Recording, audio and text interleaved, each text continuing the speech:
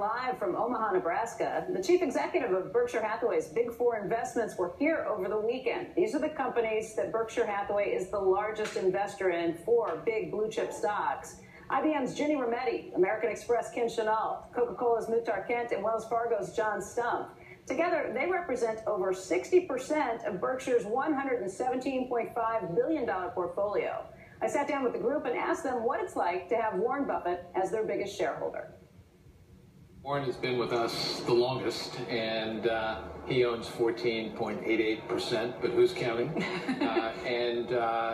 It's really fantastic. One of the things I always talk about is that great leaders are people who capture the hearts and minds.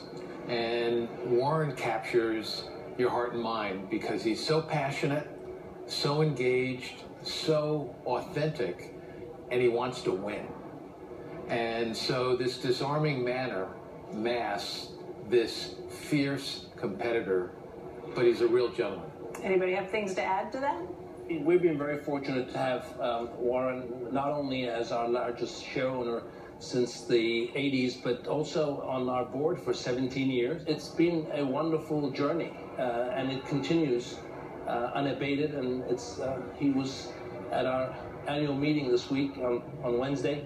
Everyone loves him, and he's able to simplify complex matters in just a few words, and I think that's an incredible asset all the time. You even got him to play the ukulele. Well, he's a great ukulele player, so it didn't take much. Well, we're the newest in his portfolio, and almost 8%. And I have to say, you know, having Warren, it's a wonderful thing to have someone who's got such appreciation for setting a gold standard for that style of investing. I know, I mean, all of us are brands that have endured decades and decades and decades. And it is great to have an owner who has that view about investing, that you make the right decisions to create value for the long term, and that you keep moving your own company to higher value and balance that with shareholder return. I would add just what Ginny said.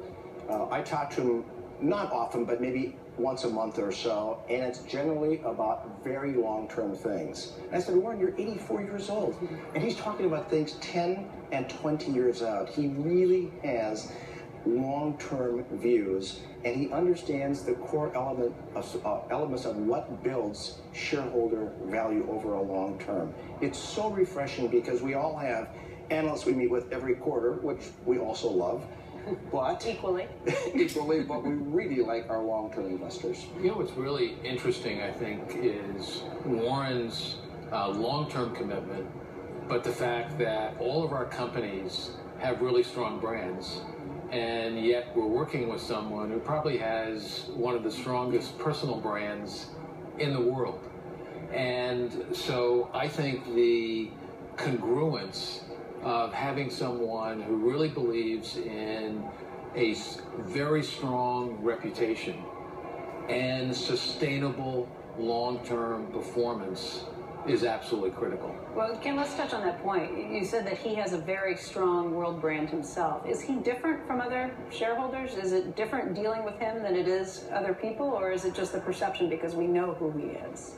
I think, for me, Warren has a very unique style. We have a number of different shareholders. I get along with them very well, but there's something that is incredibly engaging from the first time I met him.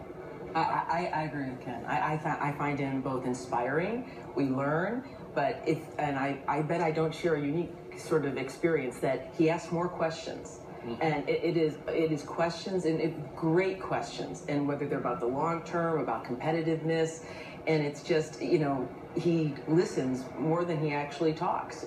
But when he does, you always take away. There is not a meeting I have I don't walk away with a great learning. I agree with Ginny and Ken in that I think there is no one else that I know of that is as keen an observer of trends, of people, of countries, of what's going on in the world, not just in business, but just general trends. And being able to just bring those out in the most simplistic way and articulate those in the most simplistic way. And then the second piece is the fusion of humor and humility. I don't know that in anyone else that is of any stature. So I think that those things, you know, when you come here, for him to drive you in his own car to a place to eat,